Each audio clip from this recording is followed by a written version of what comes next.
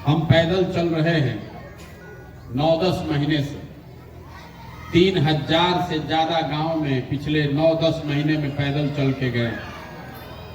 पैदल क्यों चल रहे हैं? पैदल इसलिए चल रहे हैं कि आपको, समाज के जिन लोगों को हम की जिंदगी को सुधारना चाहते हैं, एक बार जाकर अपनी आंख से देखें कि आप लोग रहते कैसे, आपकी समस्या क्या, आपके बच्चे कैसे स्कूल में पढ़ते हैं, आपके घर में कोई बीमार पड़ता है तो जिस अस्पताल में आप जाते हैं वहां दवा डॉक्टर है कि नहीं, जिस खेत में आप काम करते हैं वहां पानी पहुंचता है कि नहीं, जो फसल आप उगाते हैं उसका दाम आपको मिलता है कि नहीं। ये देखने आए, समझने आए, हम किसी का मदद नहीं करते।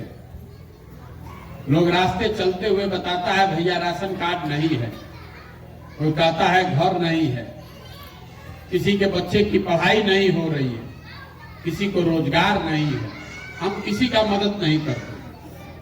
बहुत आदमी ये भी बताता है इतना पैसा लगाकर पैदल चल रहे हैं, इससे अच्छा है वो फैक्ट्रियां लगा देते तो हम लोग को रोजगार मिल जाता। लेकिन अगर हम आपका एक दिन मदद करेंगे, एक गांव में फैक्ट्री लगा देंगे, उससे आपका जीवन नहीं सुधरेगा। अगर आपका जीवन सुधर भी जाए तो पूरा बिहार का जीवन उससे नहीं सुधरेगा।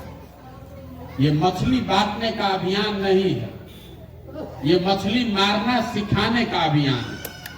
हम आपको ये बताने आए हैं कि आप अपनी गरीबी से बाहर कैसे निकल सकते हैं। आप आज से गरीब नहीं हुए, आप तो 40-50 साल से इसी दशा में जी रहे हैं। जब आप बच्चा थे तब भी यही दशा था, जवान हो गए, जवान आदमी बूढ़ा हो गया, आपका दशा नहीं सुधर रहा। जब कोई नेता आता है वो कहता है भैया हमको वोट दे दीजिए, हम आएंगे तो अब की हाली आपका दशा ठीक हो जाएगा।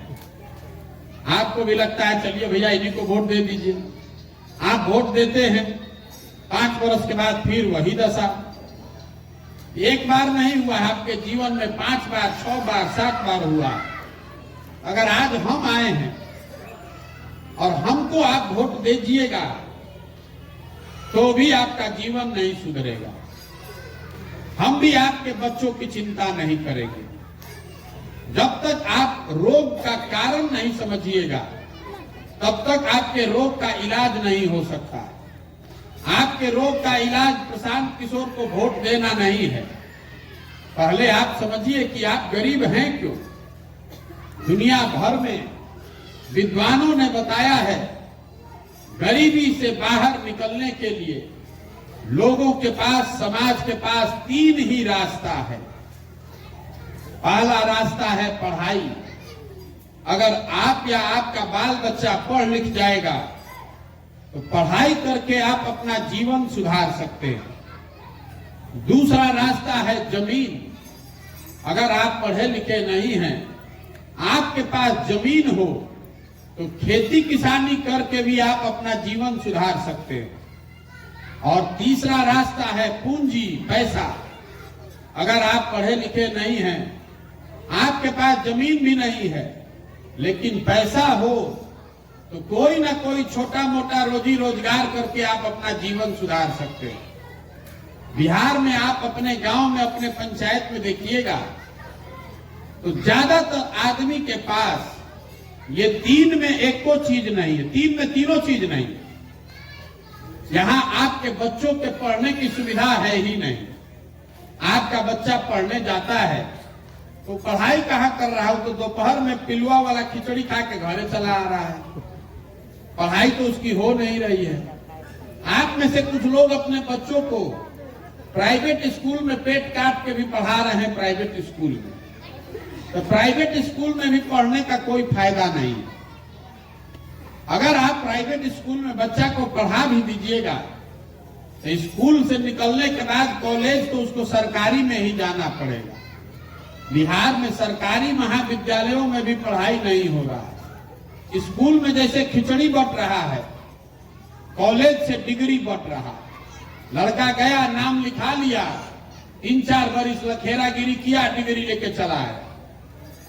तो स्कूल से खिचड़ी बट रहा है, कॉलेज से डिग्री बट रहा है, पढ़ाई दोनों में नहीं हो रहा है।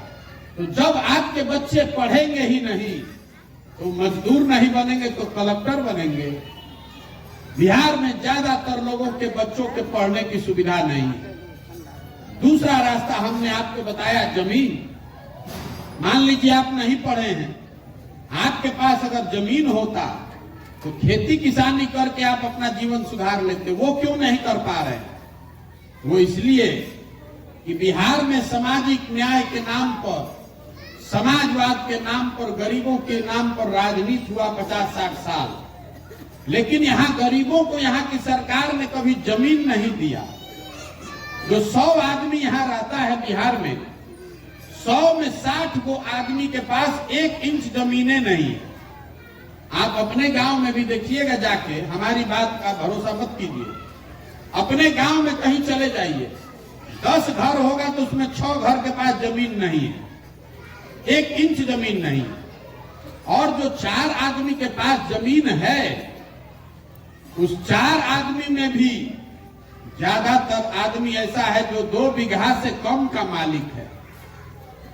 40 में 35 आदमी 2 बीघा से कम का मालिक है। तो जो बिहार में आप खेती करने वाले लोग हैं, खेती आपके लिए कमाई का जरिया नहीं है। यहाँ कमाने वाला खेती नहीं होता है, यहाँ खाने वाला खेती है। आप अपने खेत में रात दिन मेहनत करते हैं और खेत में उतना ही पैदा होता है कि आपका बाल बच्चा का पेट भर जाए, उससे आमदनी का जुगाड़ नहीं है। सरकारी आंकड़ा बता रहा है कि बिहार में रहने वाले 100 लोगों में से 3 से 4 आदमी ही ऐसा है जो खेती से आमदनी कर रहा है। बाकी आदमी या तो खेत से पेट भर रहा है या फिर खेत में मजदूर है। तो आपको अभी हमने बताया, आपके पास पढ़ाई का साधन है नहीं, खेती के जरिए आमदनी है नहीं। तो तीसरा एक रास्ता बच गया, पैसा, पूंजी। अगर आपके पास पैसा होता, कुछ नहीं करते, 5 गो गाय भैंस पाल लेते, कोई मुर्गी फार्म खोल लेता, कोई किराना फार्चून का दुकान खोल लेता, कोई खाद का व्यापार कर लेता, कोई सीमेंट छड़ बेच लेता। वो आप क्यों नहीं कर पाते? वो इसलिए कि बिहार में रहने वाले 100 में 80 लोग ऐसे हैं जो हर दिन 100 रुपया भी आप नहीं कमाते। यहाँ जो लोग बैठे हैं, आप में से भी ज्यादातर आदमी ऐसा ही है जो दिन का 100 रुपया भी नहीं कमाता है। तो अगर इस महंगाई के जमाने में आप 100 रुपया भी नहीं कमाते हैं तो आप खाइएगा क्या, बचाइएगा क्या, आप पूंजी कहां से लाइएगा? तो आपके पास पढ़ाई है नहीं, जमीन है नहीं, पूंजी है नहीं, तो गरीबी से निकलिएगा कैसे? वोट जिसको देना है दे लीजिए, सरकार चाहे जिसकी बन जाए, सड़क नाली गली जितना बार बने या टूट जाए, बिजली आ जाए कि 5 किलो अनाज आ जाए, आपका गरीबी नहीं दूर होने वाला है। आप देख रहे हैं कि पिछला 50 साल में आपका गरीबी खत्म हुआ। गरीबी खत्म तभी होगा जब यहाँ के बच्चों के पढ़ने का व्यवस्था हो जाए। गरीबी खत्म तब होगा जब यहाँ के भूमिहीनों को सरकार जमीन दे। गरीबी खत्म तब होगा जब सब महिला, सब युवक को सरकार पूंजी दे कि घर घर रोजगार हो सके।